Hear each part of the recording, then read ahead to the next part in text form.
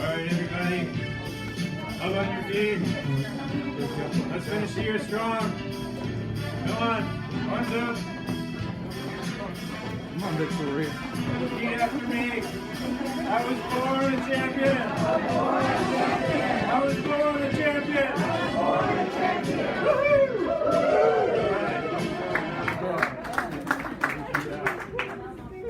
Champions for sure. Champions for sure. All right. You're showing up tonight. You are a champion. Raise your hand if you're ready to finish 2020 strong. Say aye. Good. And raise your hand if you're ready for your best year ever coming up. Yes. Beautiful, beautiful. Well, you're in the right place. Got a good program for you tonight. Really excited that you're here. I'm really appreciative of the opportunity to preach and teach the truth. Got a good message for you tonight. Are you ready? Yes. Are you ready? Yes. All right, let's rock and roll. More fun in 2021. We have our new Power Workshop cards coming up. Next month, it's going to be Fat Burning Fitness. That'll be our big Power Workshop, especially after Christmas and then New Year's. The first thing that's on everybody's mind is, I'm ready to get in shape.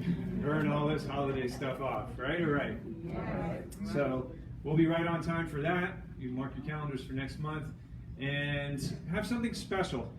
And I haven't done this in a while, but many years ago in the past, I would come in on Saturday and we do something special with patients and different things, and I haven't done this in a really long time.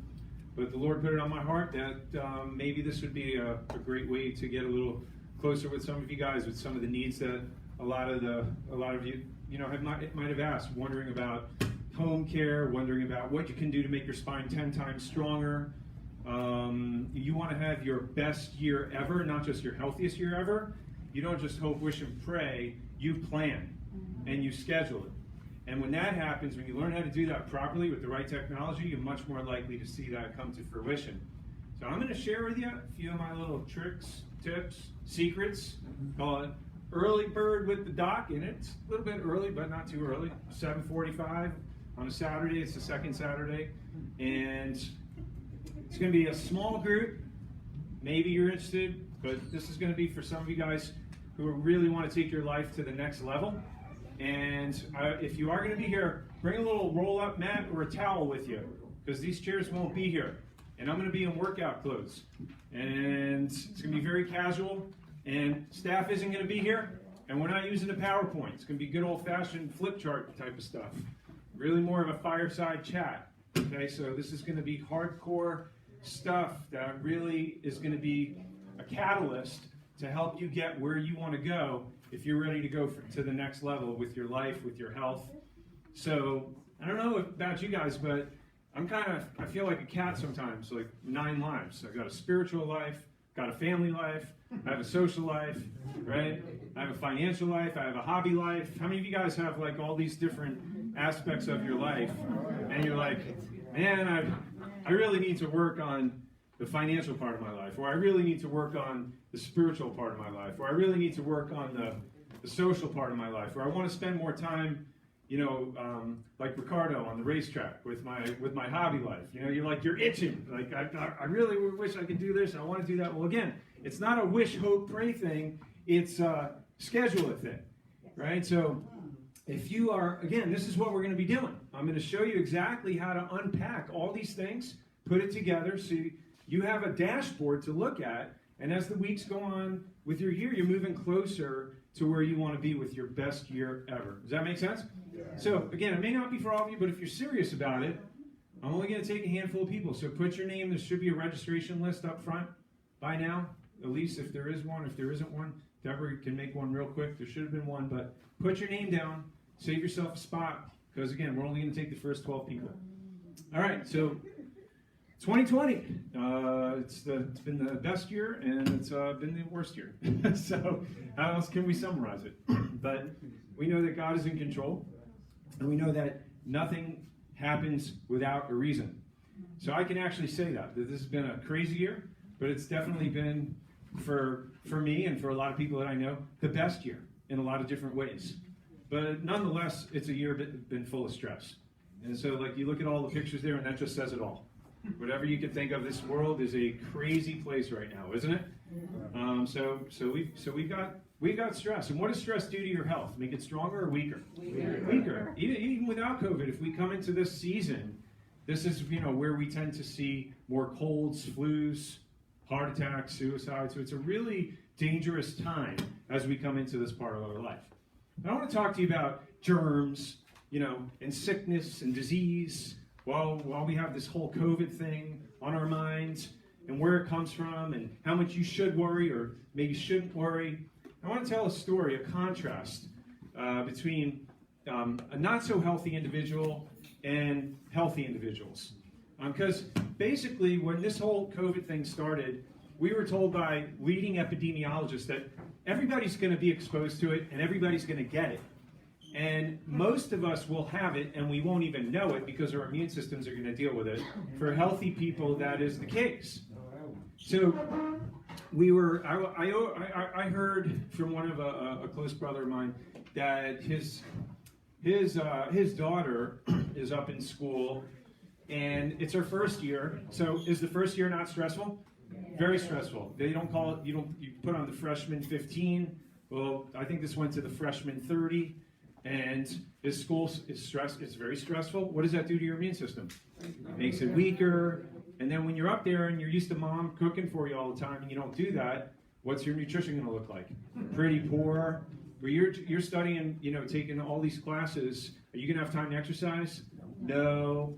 So now you have obesity. So this is it. This is where the cause of sickness comes from. A perfect recipe. Sugar, toxins, overeating, mental stress, less sleep, especially if you're studying all the time, pulling all-nighters. If you're up in South Carolina, North Carolina, where she was going to school, thermal stress, physical stress, subluxation. I know for a fact she's not under chiropractic care. So she was exposed to COVID, she contracted it, and she became symptomatic. And it was so bad that she wound up in the hospital. She had a hard time breathing. Now, luckily, she didn't have to go on a ventilator. She was out of there in a few days, but she really struggled. And thank God she made it out. But that's one individual, and you can see how that set the stage for the health challenge that she had, right? So now I'm going to tell the other story. Complete opposite. There are two college individuals that I took care of toward the end of the summer. I took care of them from June until August. Same age. Basically come from a health-conscious mom, dad, right? Mom's under chiropractic care. The mom made a point of having them come in and get adjusted, especially during all this stuff going on. So they got adjusted the whole summer. The one kid is a bodybuilder. The other girl is a soccer player. Both of them are not overweight. They have ideal weight. They eat decent. They exercise, and they got adjusted. They went back to college in the fall, same time as this other girl. They were exposed, all their peers, friends, fraternity, brothers and sisters, all coming down with it, being isolated, right? Guess what they told mom?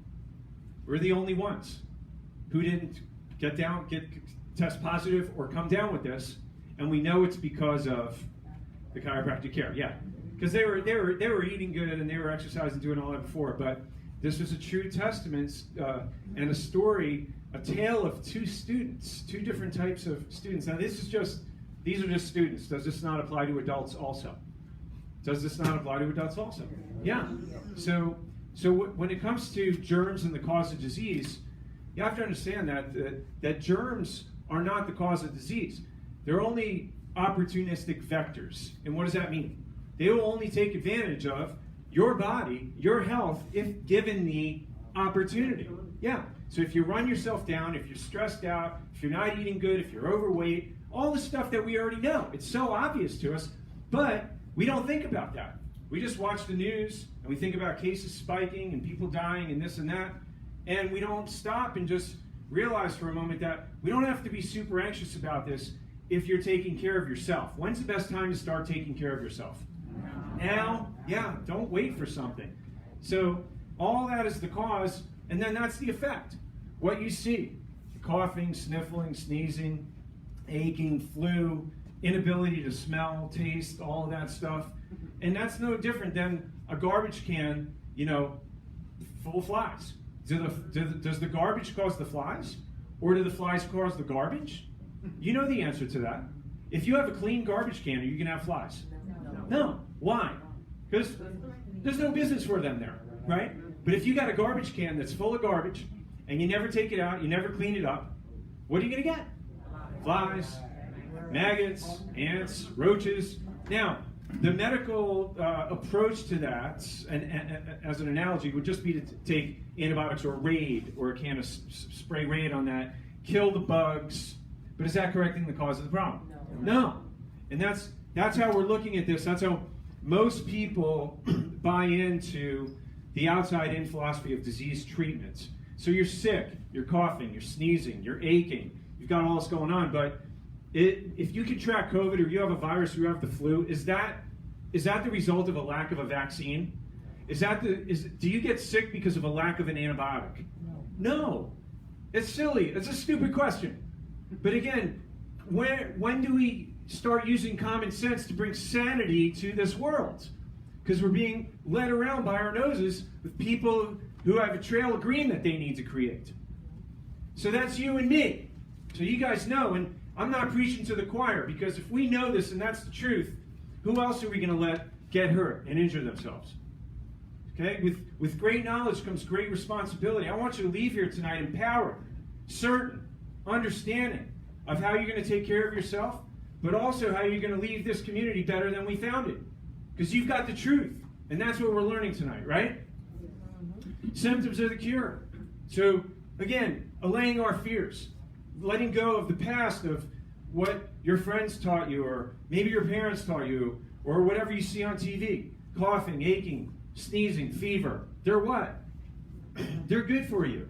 Why? Because what is your body doing through those symptoms? It's what? It's healing itself. It's clearing the airways of harmful irritants. This comes from Johns Hopkins School of Medicine. Fevers actually do what to virus and bacteria? They what? They fight it. If a fever's over 104 degrees, what happens to the disease or the illness? Does it hang around longer, or does it get shut down? How does it shut down a bacteria and virus if your fever's high? How does that happen? I thought a fever could kill you. It could cause brain damage, mental retardation.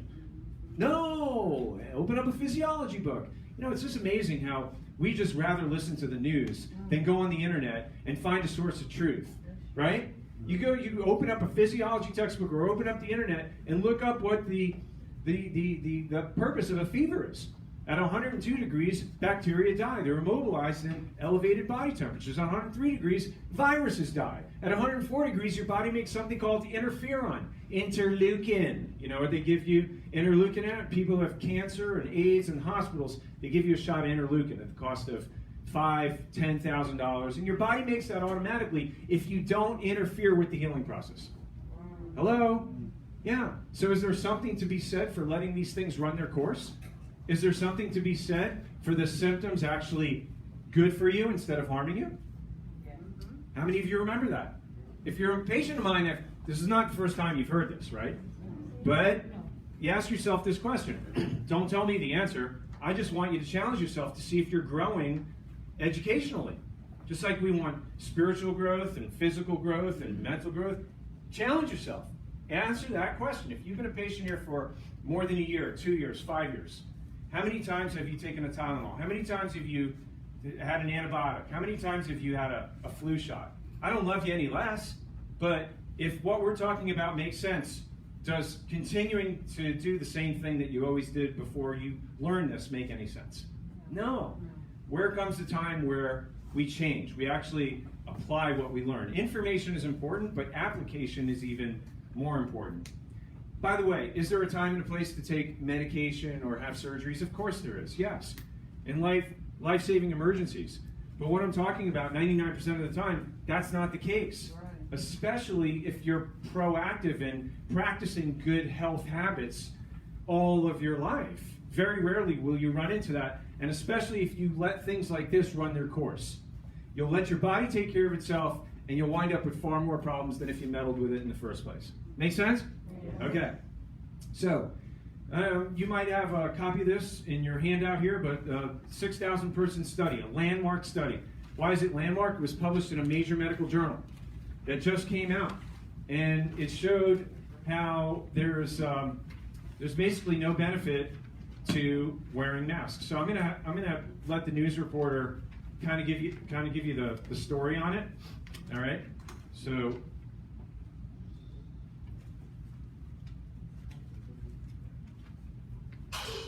Breaking. Call your family in, call your relatives in, Okay. tell them to listen to this point right here, because this is a very big deal. There is a study that just came out literally yesterday, and it suggests that those masks don't work. And now this was published in the Annals of Internal Medicine, and the study is called Effectiveness of Adding a Mask Recommendation to Other Public Health Measures to Prevent SARS-CoV-2 Infection. This was in Denmark. Now this is the largest randomized controlled trial to date with over 6,000 participants. Basically, they were given 50 masks each, and these masks are the ones you see with the loops around the ears. They're 3 layers. They're by BINA. They did antibody testing on day 1, and then a month later, they did a PCR test at 1 month, and they also were requested to do one if they had any symptoms that were similar to SARS-CoV-2. And basically, they were set up where half wore a mask and half did not wear a mask. And what happened was they found that about 1.8% of the mask group were infected by SARS-CoV-2 and 2.1% in the control group. So the study goes on to quote their actual discussion at the end, or conclusion, was they say, in this community-based randomized controlled trial conducted in a setting where mask wearing was uncommon and was not among other recommended public health measures related to COVID-19, a recommendation to wear a surgical mask when outside the home, among others, did not reduce at conventional levels of statistical significance incidences of SARS-CoV-2 infection compared with no mask recommendation. Now we're waiting for health authorities to update their guidance, because this is a pretty big deal and we've seen nothing yet.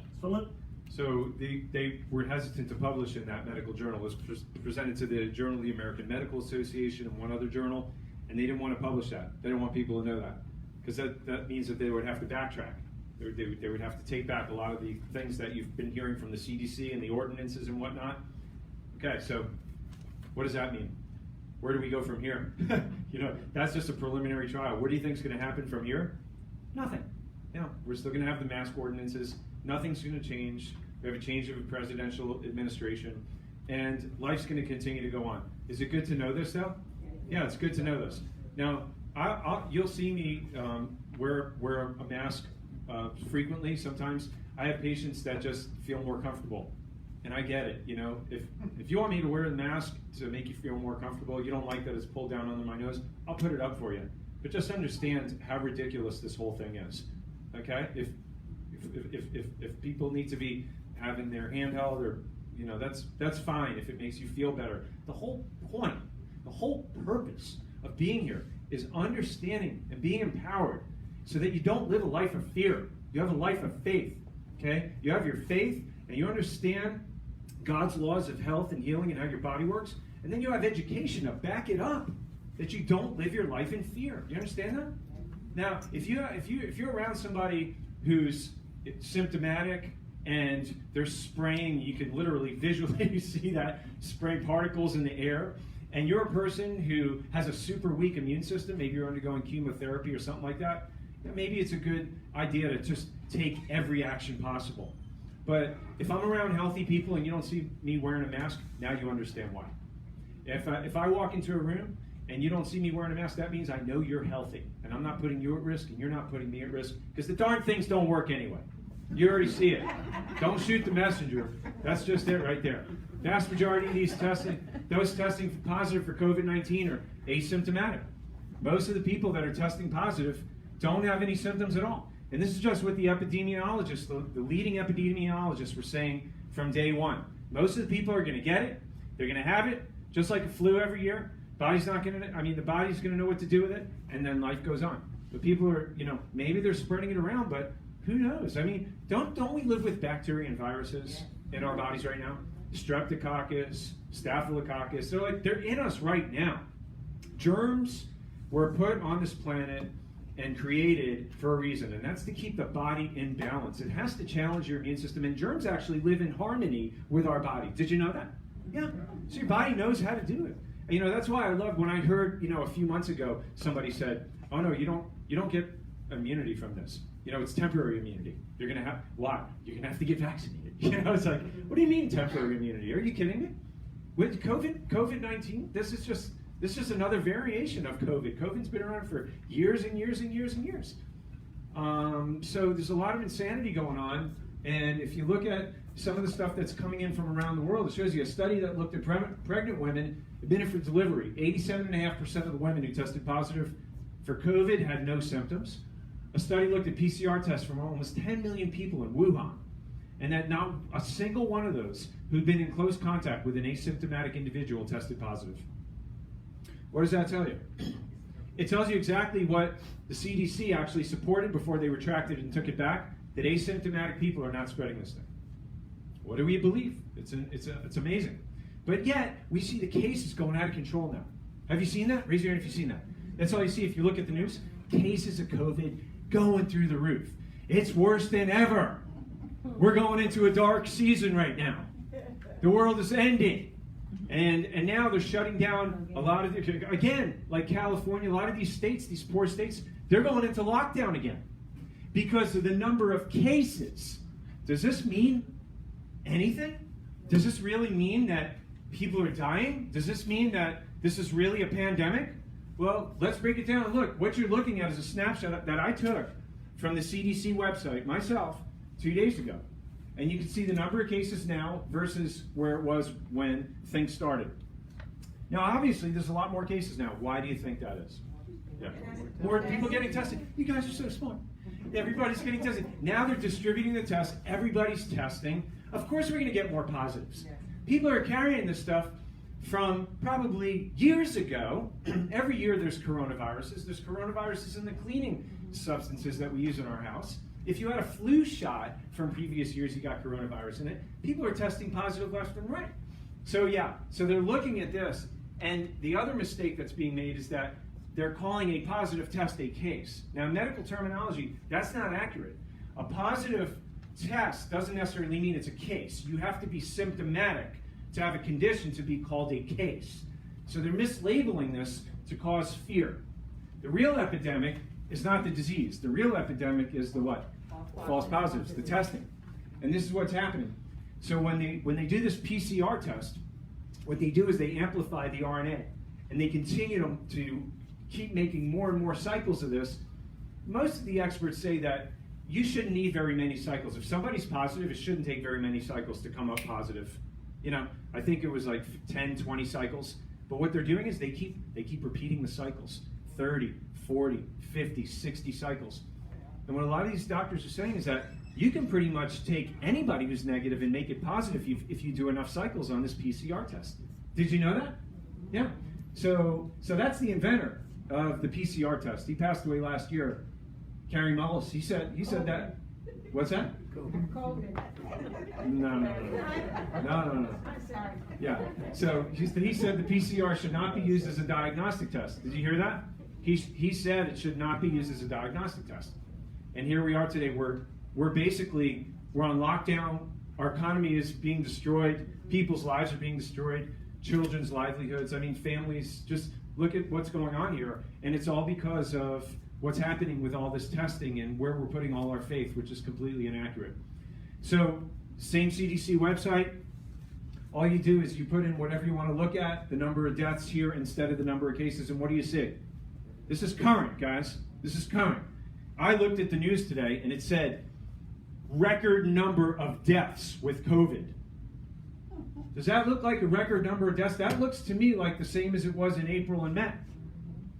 Sure, it's on average, it's more than the rest of the year. But does that look like a record number of deaths?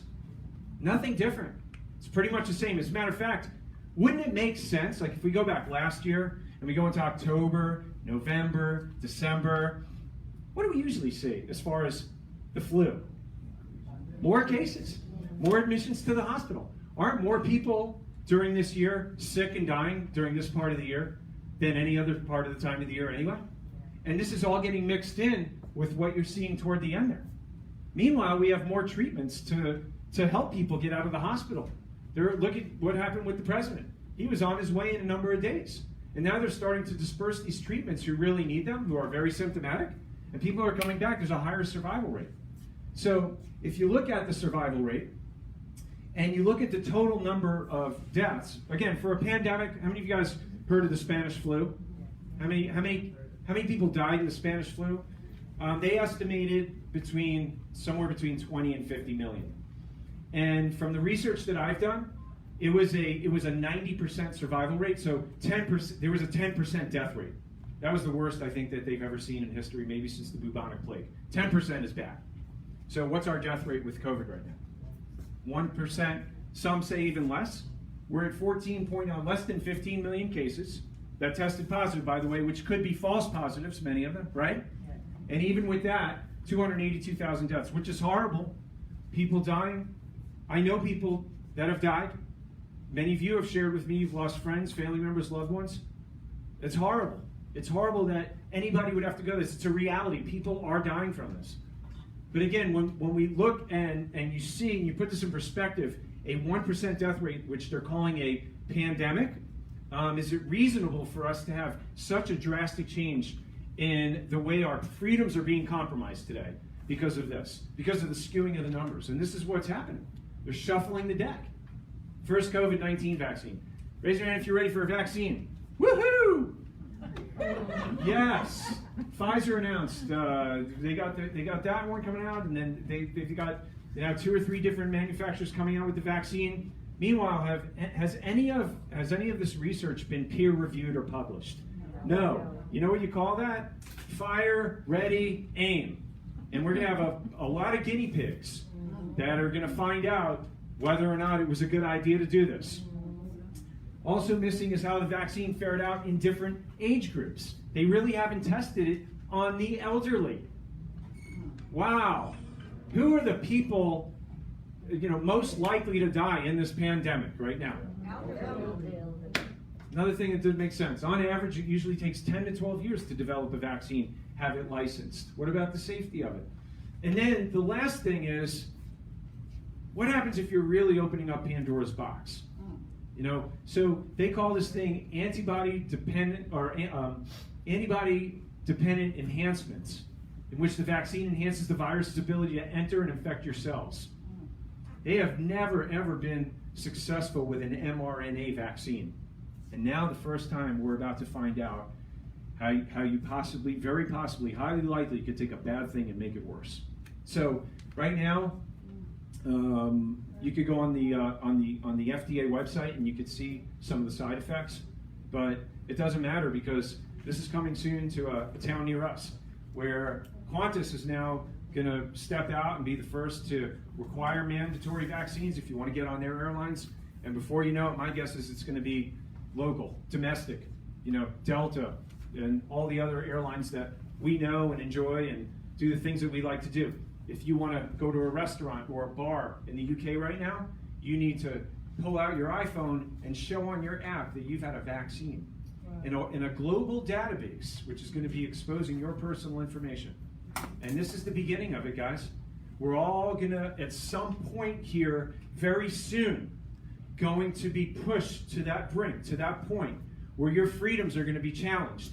And you're going to have to make a decision to say either, okay, everybody else is doing it, or I'm just going to do it so that my family's life can be easier, or are you going to step back and say, you know what, this isn't about that. This is about freedom of choice. This is my constitutional right. And it's going to be up to you to make that decision, but everybody, by and large, everybody will need to make that decision. There's nobody in this room that will not be challenged to make that decision, including myself. And I just hope it doesn't get to that point. So you go on the FDA website right now, and they'll list out all of the side effects that they've had from the vaccine trials. Chills, high fever, body aches, bad headaches, day-long exhaustion, other symptoms after receiving the shots. And you don't just get one shot, you get a second shot. And here, this doctor in the American Medical Association was really nervous, because if you don't come back and you get the second shot, you could have even bigger problems. And she's nervous about people coming back from the shots because of how serious the side effects could be from the first shot. She said, if this proves to work, oh, I like that. Yeah. Disclaimer, right? Yeah. If this proves to work, people are going to have to toughen up. Your first dose is no big deal. The second dose will definitely put you down for a day or sure. You'll need to take a day off after the second dose. Ooh, yeah, line me up. Yes? On the news, it was saying that the antibody will only last for 3 months in your body. So that means you gotta keep taking the shot. Probably. That's what I would think. And again, it's for long-term immunity, the vaccines have never really worked. That's why I'm not in favor of that. That's why my children were never vaccinated. I didn't want short-term immunity. I wanted lifelong immunity. And I wanted that for my children. I wanted that for my family. And because of that, they get to experience a lot more good days with their health than bad days. But if you go to the FDA website, you can see all the side effects. That they're on the watch list for this. Guillain-Barré syndrome, encephalomyelitis, meningitis, convulsion, seizure, stroke, anaphylaxis, myocardial infarction. But the sad thing is that there aren't enough people who are going to give this some serious thought before they do it.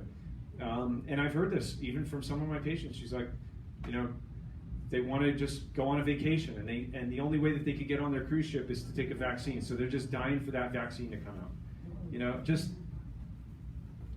what can I say? It's concerning to say the least. So I don't know about you, but yeah, when I think about this stuff, I start getting anxious. Anybody else? Have I made you anxious? Yes. Would you like some medications, anti-anxiety medication or antidepressants? I say that in jest because that's what people turn to when they get stressed out, whether it's in the holiday season or, for any of this stuff. Nearly 1 in 4 women ages 40 to 59 are taking anti-anxiety and antidepressants. 1 in 4, 25%. 11% of Americans ages 12 and older on antidepressants. Did you know that? 400% increase in the last 20 years. So where are we looking for the cure? Outside or inside? Where are we being taught to look for the cure? When we have a child who's depressed and we take them to a psychiatrist, and they recommend, family members going on antidepressants. What are we teaching them? That you have to fix yourself. And you know what? If you have life, if you've got health, there's got to be a source of that. And where does that come from? Who gave you life? God did. You're just turning your back on that. It's like, so you look on the outside, you're never going to get to the cause, the source, and the root. 1 Peter 5 says, cast all your cares on him, because he what? He cares for you. Yeah, he cares a lot more for you than your psychiatrist does. I can promise you that. Psalm 16:11. I will show me the path of life, and thy presence is what? Fullness of joy. If you're in the Lord's presence, I got news for you. You're encouraged. It's very difficult to stay depressed when you're focusing on the Lord. When you're focused on his presence, and his presence is fullness of joy. Just saying that fills me with joy. At his right hand there are pleasures evermore. This is the source. This is the source. Whether you know it or not, this is the truth. And it's my job to lead you to the truth. And it's your job to filter it, think through it, and follow that. Follow it. If something seems right, it sounds right, it feels right, follow it. Because it can only do you good from there. So number one, the secret for maintaining joy through the holiday season is how do you maintain your joy? The 2 most important days of your life, right? Does anybody know what that is? The day you were born and the day you die. Then you're in the presence of the Lord, right? The day you were born and the day you find out why. Why? Why were you born? Well, we're fearfully and wonderfully created, right? In his image. And he created each and every one of us for a purpose. And that purpose is to serve him. So what is your purpose? If you're focused on your purpose, it's hard to be depressed, discouraged, or anxious. It's hard to focus on anything else except focusing on your purpose. Now, I got news for you. You could think that you can do this or you can do that, but the truth is that God's really more interested in what he can do through you instead of what you can do for him. All right? That's where the genius comes into this. And if you could just focus on being a good steward with what you've been blessed with, just let him do the rest. That's what 1 Peter says. Cast all your cares on him. Hey, I'm doing my part. I'm learning. I'm taking care of my body. I'm exercising. I'm eating good. I'm applying the knowledge that I've got because I want to be a good steward with the temple of the Holy Spirit. And so I know I'm a clear vessel for the Lord to work through. And that's where this comes into play. Take care of yourself physically And you know what? Sometimes that'll work to your benefit. Other times you'll feel horrible. You'll feel like doo-doo. And you know what the Bible says? When I am weak, he is strong. But again, it comes back to the same purpose. Who are you focusing on? You're focusing on the Lord. You're focusing on the purpose, which is to serve him by serving other people, right? So this is the joy model. This is where your joy comes from. You know, people get disappoint you, but God will never disappoint you. And you know, we think about things that people say to us, you know, what that person said. If you look over here with others, it says what their words, their thoughts, their actions, their emotions. And we're over here and we're looking at them and thinking about what they did to us, what they said to us. And if we're focused on that, guess what we're going to get? And, you know, frustration, right? Disappointment, depression, anxiety. You know, these are your thoughts that you're generating by focusing on others. And that's not your purpose, is it? You can't control other people. You can't control what they say and do. What can you control? You can control yourself, what you say, what you do. Yeah. And if your intent and your purpose is to serve God and love him with all your heart, soul, and mind, then the rest will take care of itself.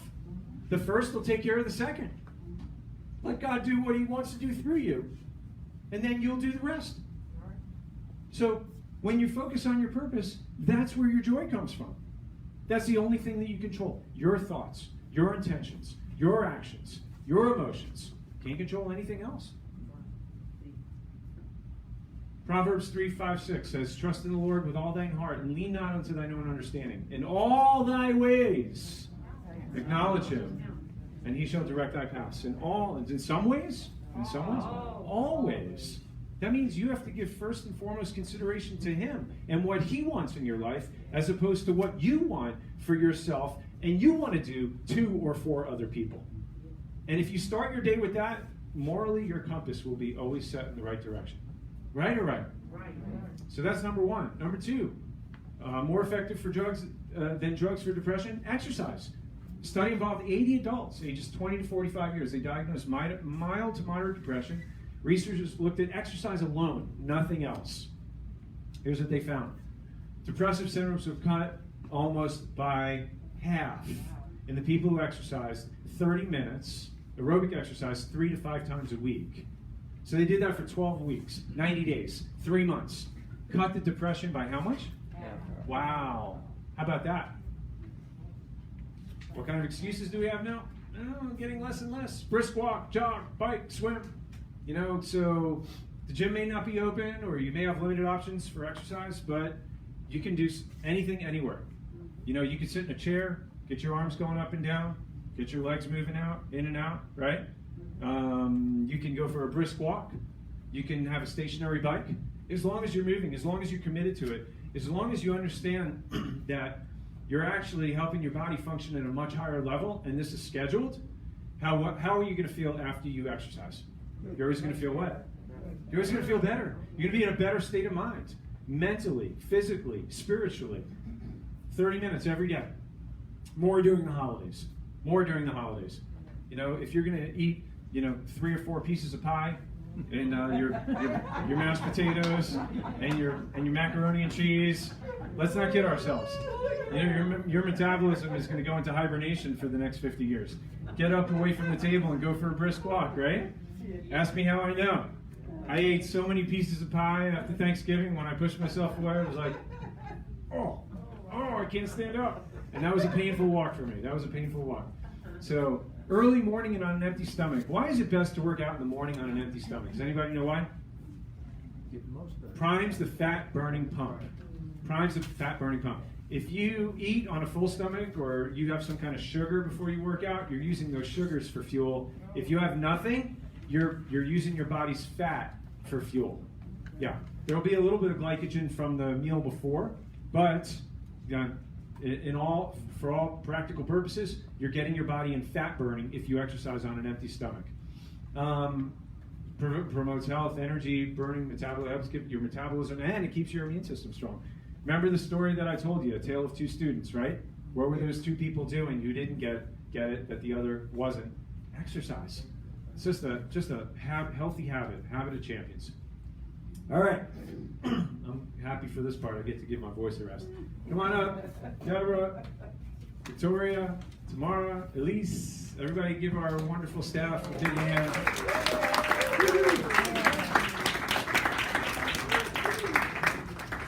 First of all, I want to tell you guys how thankful I am for a wonderful year. High five. Yes. Thank you. Yes. And this is my family, home family, away from home, and we spend a lot of time together. We travel together. We train together. And the one thing I love about them is they have a spirit of excellence. And they love you guys. Yeah. And they work really hard for you, and they prepare. I tell you what, we probably prepare just as much when we're closed as we are when we're open. So we put a lot into taking care of you guys. So I just wanted to let them know how much I appreciate them, and thank you for the opportunity and for a great year for allowing us to care for you and your family. Okay, so what do we have first? Deborah? We have a $25 Wawa. Okay, so we have a $25 Wawa gift card. So we're gonna pick. I'm gonna let everybody pick a thing. You want to pick one, Elise? Go ahead, pick one. All right, get your tickets ready. What's the number? All right, so it's 215, and the last three digits are 237. Huh? 237. 237. 237. All right, pick another one. I'll take it. No 237? It gets better. Hang on to them. Last three, 988. 988. Woohoo! All right, Laurel. Very nice, very nice. Merry Christmas. You're not on 215. Some of us have 216. Oh, it was 215. $50 Amazon card coming up. You ready? Get the tickets ready. $50 Amazon card. And the winner is Last three is 233. 233. Cecile. Woohoo! All right. Lucky ladies. Very nice. Okay, and the grand prize is a phone holder. Actually, everybody gets one of these. This is one of our Christmas. Do we have? Aren't these like in a bag or Yeah. there's a gift bag? We're going to put them out on the table by. Okay. So before you leave, everybody gets one of these. It's a little holder for your phone. You put it on your desk. It's pretty cool. It works pretty good. You just sit it right up there and you can see everything. And then also we have poinsettias. So I know that's going to brighten your home and think of us when you're there for a Merry Christmas. So grab one of each of those. And meanwhile, what do we have? This Android TV, 43-inch TV, and you can watch your sports, you can watch all your favorite apps, and I guess I get to do the grand prize. All right, are you ready? I forgot my glasses. 015. Woo! All right, nice. All right, now you don't have to come and get it. You can come when we're done. I can't pick that thing up, but we can help you. All right, good job. Very nice. All right, anything else? No? Okay, so again, before you leave, don't forget to pick up your plants and your phones and your gifts and stuff like that. And, all right, let's continue on. All right, so keeping on with keeping your sanity. Historical Chiropractic Sanitarium, that's what we have here. Several inpatient mental health facilities were established where chiropractic adjustments were the dominant clinical service provided. These are mental health institutions, guys. Two of them were in Davenport, Iowa. In 1922, almost 100 years ago, did you know this? Chiropractic Psychopathic Sanitarium was established, later known as Forest Park Sanitarium. This is true history, guys. Early days of chiropractic, listen to what they found. North Dakota Judge Poneth noted that at the North Dakota State Mental Hospital, the cure and discharge rate at the regular mental hospital was between 18 and 27%, compared to 65% at Forest Park at the Chiropractic Sanitarium. What did that say about chiropractic adjustments? Was it relieving stress to their nervous system? Was it enabling people to deal with stress better? Did it allow some sort of sanity to improve with their mental health? With a cure and discharge rate of 65%? That was unheard of in the medical world. And this was almost 100 years ago. Humble beginnings. Preliminary analysis, 350 mental patients' records. They went and dug this up. This was 1949. And they found that 350 of these patients afflicted with nervous or mental disorder reported the majority of them showed improvement under chiropractic care.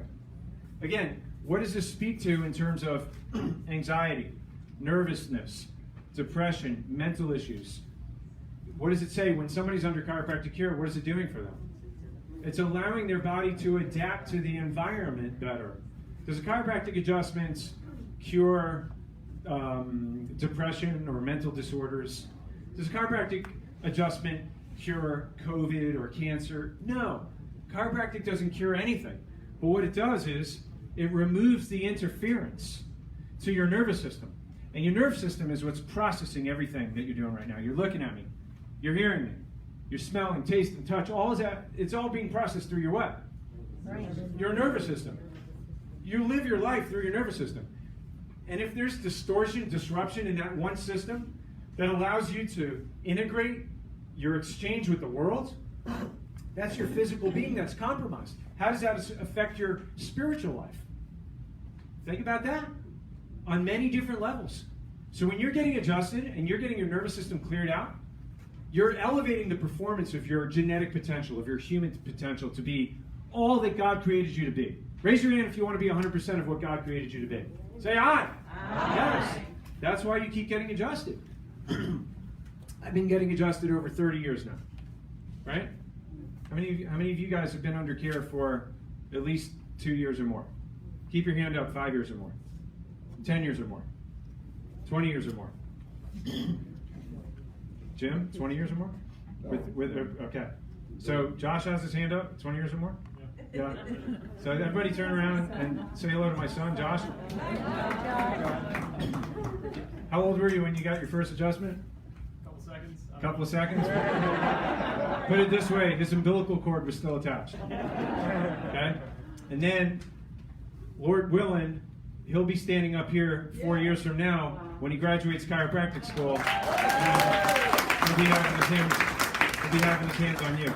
Just graduated Bob Jones University with a Bible degree, and he is well suited to lead you and your family not only to better health, but in the way, the truth, and the life. Yeah. So I'm really looking forward to our practice and our family here getting a big boost with the energy and the love that he's got, that he's going to bring in here. So pray for him and keep him in your prayers. And he's got a tough 4 years ahead of him, but he's on the right track and he's got what it takes. So thank you, Josh. Yeah. All right. So your nervous system. The one area that's the most important area that's going to affect your immune system, or it's going to affect your feeling of well-being, is which area of your spine? The atlas, the top bone in the neck. Why do they call it atlas? It sits right under the what? The skull. Anybody remember Greek mythology? Right? What did he do? He held up the world on his hands. That's a little 2-ounce bone that holds up a 15-pound bowling ball. Now, you know what discs are, right?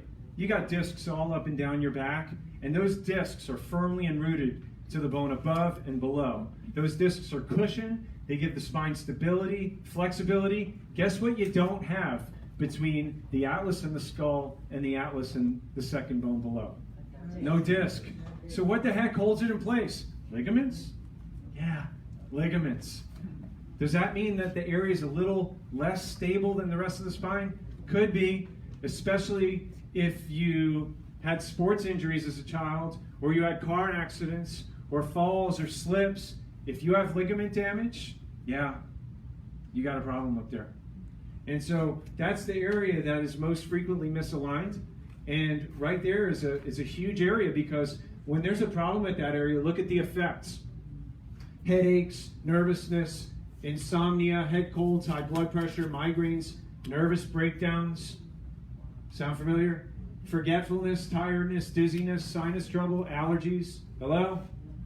How many people do you know with these things? And when they have these problems, do they check the atlas or open the medicine chest?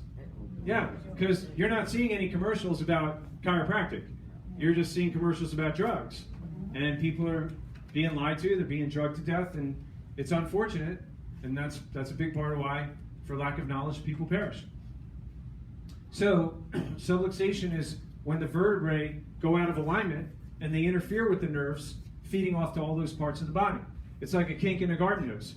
And if the part of the body doesn't get the proper nerve supply or transmission from the brain, it doesn't function well very long.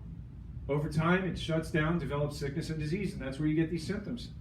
Again, are those symptoms there because of a lack of antibiotic medication or shot? No. We check the cause, the source, and the root.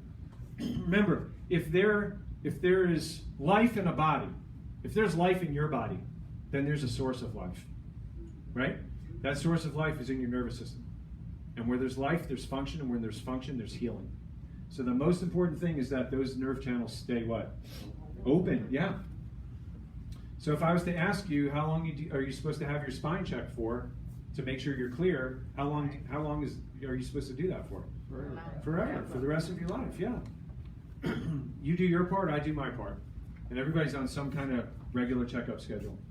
So the third way of keeping your joy this holiday season is get your COVID adjustment. What? Get your COVID adjustment? He's off his bleeding rocker. So what do you mean a COVID adjustment? Like, really, am I supposed to get adjusted to prevent COVID? Do I get adjusted when I have COVID? It's kind of like the flu, you know. It's not unlike the flu, is it? From what you guys, it's not unlike the flu. So if that's the case, and you got the flu or you got COVID, what caused it?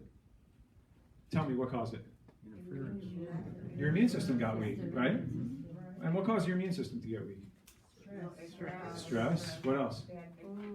Bad food, sugar, toxins, not enough exercise, not enough sleep. Oh, you guys are smart. Wow, very good. So how do you correct the cause of a weak immune system? Yeah, you start resting, get more sleep, double up on your supplements, and you get adjusted. So again, the adjustment's not a cure for the COVID or for the flu or for anything else. But will it help boost your immune system? Well, I've been in practice long enough to know that. And I mean, I remember reading about this study in 1990. You know, I started chiropractic school January of 1990. And this is exactly when that study came out. And I could hardly wait to get out of school to get my hands on people's atlases. Because this is what it showed. Atlas. Did I say Atlas? You guys, what are you thinking? Where's your mind?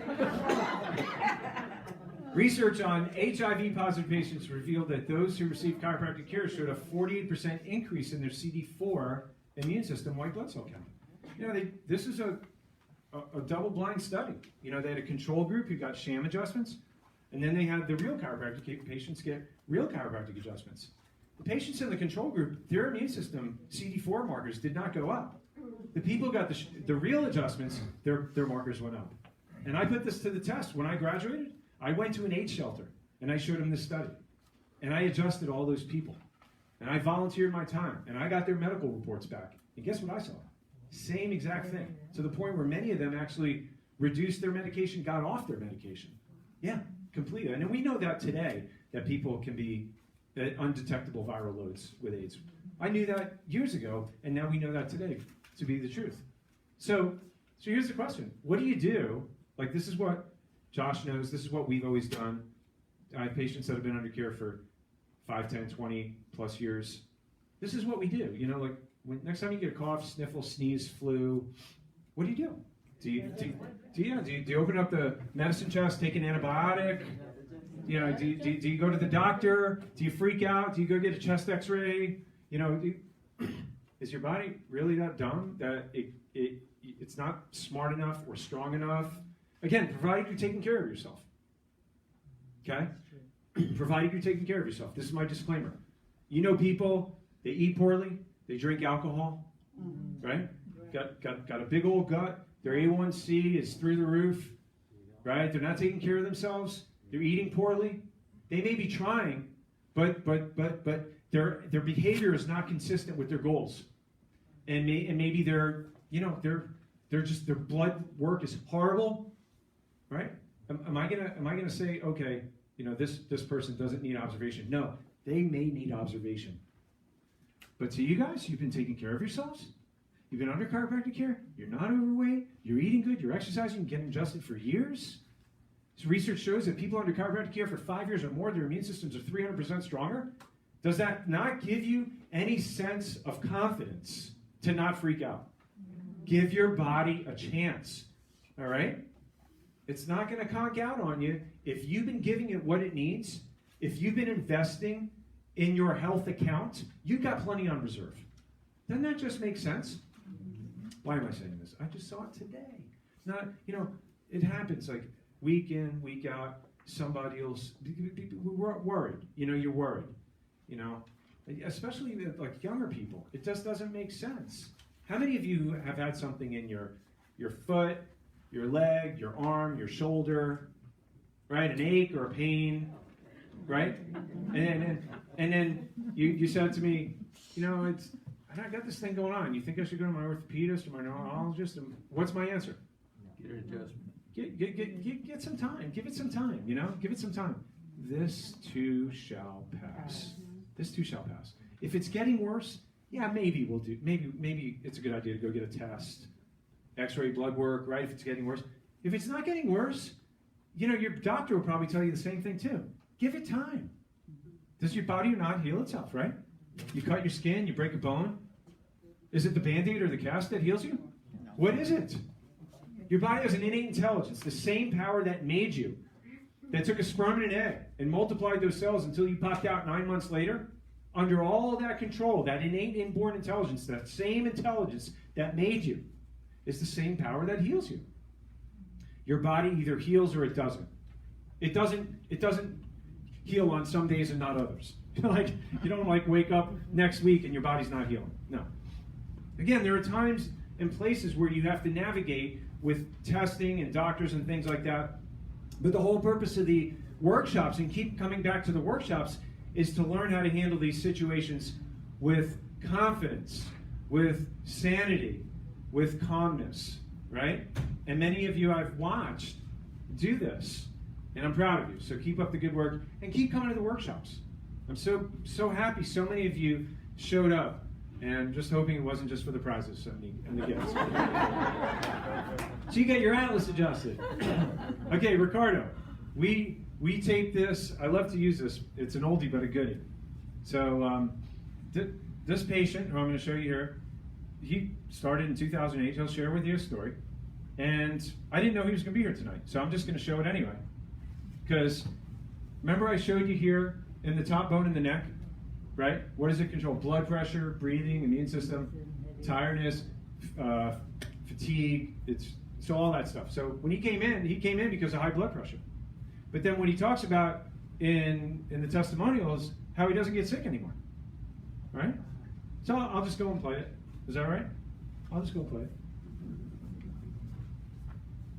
So Ricardo Markland, you're giving me an amazing praise report. How long have you been a patient here now? Since July of 2008. And what did you originally come in for? I came in because I was having problems with my blood pressure. And what were the results after care? After care, the blood pressure has normalized. Excellent. Were you on medication? Yes, I was. Are you on medication now? No, I'm not. Excellent, excellent. And what other benefits have you noticed since you've been under care? I have not been sick legitimately since 2008, since I've started care in this office. I think I might have seen in the last 12 years, maybe you've been sick once. I don't know. Maybe once. It's a rare occurrence. Better than me. So, and he's a teacher. He's around all these snotty kids too. And he's an awesome teacher also. So, hey, I appreciate you, man. Thank you. Yes. And it's true. So for those of you who just started, you're under care a year or 2 years, you haven't seen the best yet. Let 3, 4, 5 years go by, 10 years go by. Maybe some of you have already seen the difference, So I won't have you raise your hands and all, but for those of you who are not patients, if you have any of these issues and you're asking yourself, well, maybe I should have my spine checked. Maybe you could help me. I don't know. Maybe you have some of these things. You're tired, fatigued, you have low energy, chronic colds, flus, headaches, dizziness, blood pressure issues, short of breath, poor sleep, neck or back pain. If you have that, you know already it's not because of a lack of medication. But maybe you don't have anything. You know, B.J. Palmer, the developer of chiropractic, said that chiropractors in measure can predict individual diseases by an examination of the spinal column. To replace subluxations or correct them would be to remove the cause and prevent effects called disease. What did he say? That even if you don't have health problems, if we have a spinal evaluation, a thermal scan, and an x-ray, we can look at that and say, you know what? There's a problem here. When do you want to have that fixed? When you're diagnosed with an enlarged prostate or prostate cancer, or now, right? And what is it worth to prevent the cause of disease than to treat it after? What is it worth? It's priceless. What were you going to say? I just wanted to add something about the fever. I mean, maybe like 5 years ago, I had a fever. Come on up front, so the people on Facebook can hear also.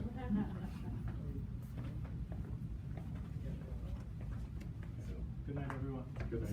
So, I had once at school I was not feeling well, and I knew I wasn't feeling well because I like red velvet cake, and someone brought it to me and I didn't want to see it, so it just felt terrible, and I hardly could make it through the day, and I could feel myself getting really hot, so I made it through, and I got home and I was really, really hot, so I did what Dr. Yachter said. I covered up, and I got even hotter, and then the next morning the fever was gone and it has not come back. There you go. And Awesome. I'm sure it was over 104 degrees. Thank you for sharing. So again, applying the principles that we've learned, that's the most important thing. So you guys have learned a lot, but again, when you're confronted with these things, do you panic or do you think back in your arsenal of knowledge and apply it? And that's how you have it work for you. All right. So what I was saying is, if you do not have a chiropractor, if you're a guest in the house tonight, you don't have a chiropractor, and you have learned up to this point that it's probably a good idea to have your spine checked, we're going to give you an opportunity to do that. Normally, for the consultation, the thermal scan, which is NASA space technology, we scan your spine, and x-rays if necessary. They're all included, normally about $360. It's only $97 for the special if you take advantage of that tonight. If you would like to have your spine checked, if you're a guest, Deborah, can you raise your hand? Deborah can make that appointment for you. And the offer's good tonight, but it's only good tonight. So before you leave, if you'd like to take advantage of that, set that appointment up for Deborah, and I'm happy to take a look at you. If you're watching Facebook, if you are not a patient of mine, you'd like me to check your spine, you're welcome to request that offer. Ricardo, you saw me on Facebook, you did that for your dad, so I know there's people out there who have friends, family members, loved ones. Feel free to request that through Facebook, and we'll check it, and we'll get in touch with you as well. All right, so let's finish up with nutrition for a healthy holiday season. Maintaining weight. 80% of your filling up your stomach should be what? The good stuff. Yeah, the proteins, the salads, the veggies. Leave very little room for the what? For the carbs, the sugars, because that's going to cause expansion, and that's going to cause your body to store fat. Or you can trick yourself and just eat before you go to the holiday party. Eat before, or have a big old shake. That's what I do sometimes. I'll fill up on a shake if I don't want to gorge, if I know I'm going to go out for dinner or go somewhere or go to a party, curb my hunger. The great thing about the Complete Clean, besides the fact that it has antioxidants, a full multivitamin spectrum, minerals, and it's a great source of protein, 26 grams of protein. It's also very high in terms of turmeric, which is an anti-inflammatory. And for all the sugar that we're putting and loading up our systems with this holiday season, that'll come in handy. The other thing is N-acetylcysteine, which is the precursor for glutathione, which your body needs for detoxification, which is another smart thing to be doing around this time of year. Right or right? So this is the Breakfast of Champions we always talk about. How many of you guys have a shake for breakfast in the morning? Great way to start your day, keep your blood sugar stable. You have 2 scoops of this in almond milk or coconut milk or even water, and then have some berries and almond butter. Easy breakfast, you've got a little bit of fat in there, and your energy is great and sustainable for the rest of the day. Strongly recommend that. Again, it's a multivitamin also. And then vitamin D is also really important for your immune system, as we're talking about. If you look at this, this shows you high levels of vitamin D. If it's high enough, it can reduce the risk of 75% of cancers, all cancers, 67% of breast cancer, 80% of type 1 diabetes, 50% of all fractures, and 100% of COVID death. Did you know that? When your vitamin D levels are over 70, you're at 0% risk for COVID death and just about all cancers. So now more than ever, we don't want to know if your vitamin D level is in normal range. We want to know what your level is. And that's really important. And if you've not been tested for that, you can ask Deborah about that also. That's a test that we're doing now in the office. It's a finger prick blood test. We put it on a card, send it to a lab, we get it back, and we know exactly where that is. And we also see where your C-reactive protein is as well, which is your inflammatory markers. Ultraplex Calm. So again, if you're a little razzed lately, whether it's before the holiday season or even more so now, there are botanicals in here that come from valerian extract, sour cherry, passion flower. These are things that actually target the muscles to relax the muscles and calm your mind as well from sleeplessness, mild insomnia, things like that. This works really, really well. Totally natural. It's great stuff. And then the Ultraplex Immune Boost. This will give your immune system a kick in the pants.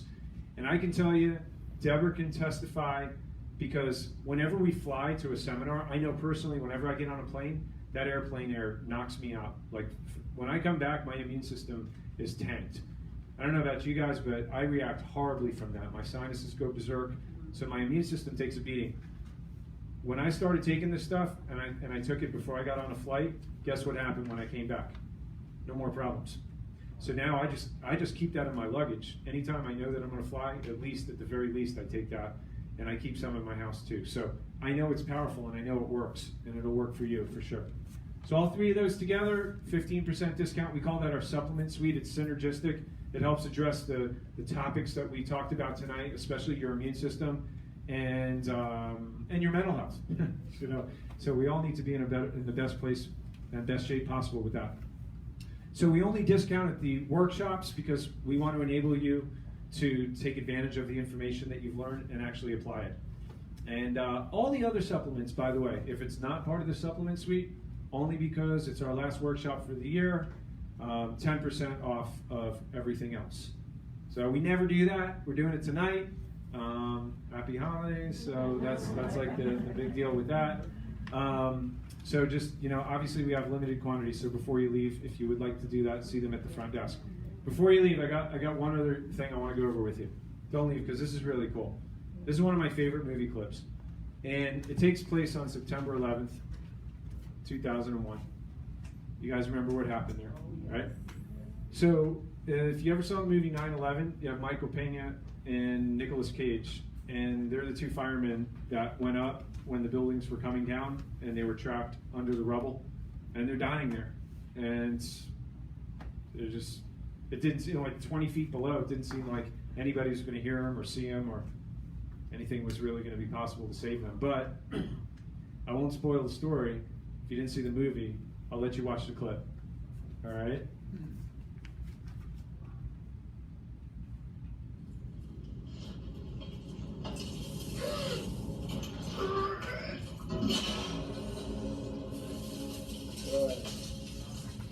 Keep doing it.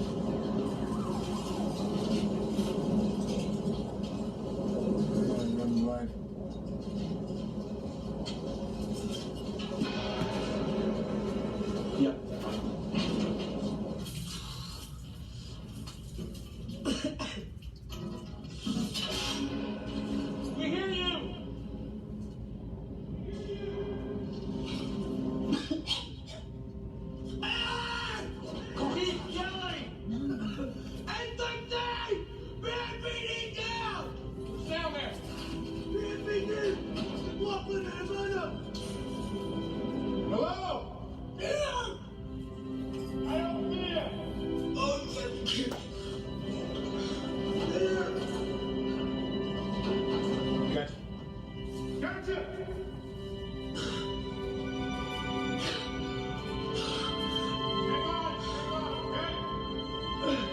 leave it. We'll be here a long time. We're not leaving you, buddy. We're Marines. You are our mission. That's great. Oh, that's great.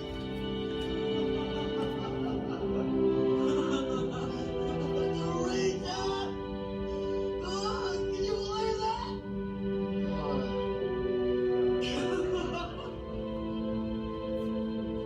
Sergeant, we need.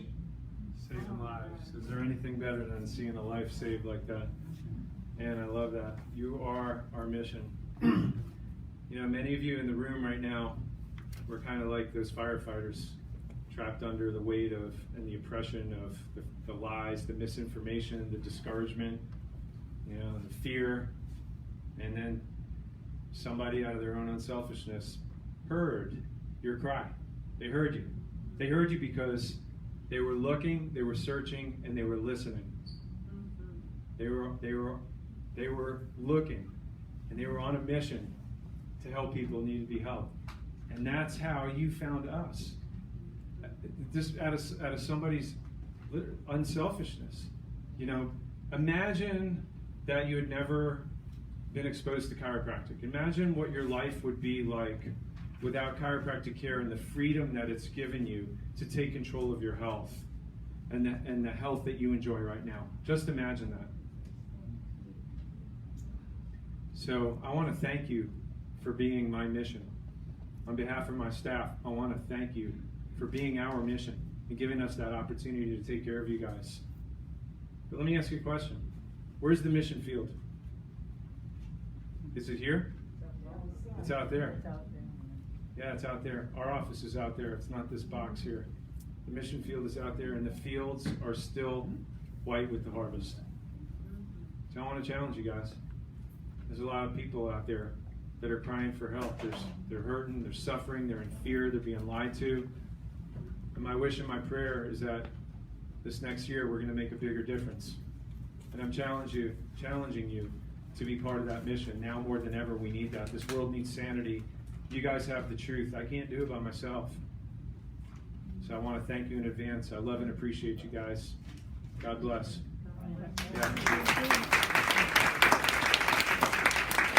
Make sure you share what you learned. Bring somebody to the workshop next month. Supplements are up front on the right. See Deborah on the left here if you need a spinal exam. Have a great night, guys. Drive carefully.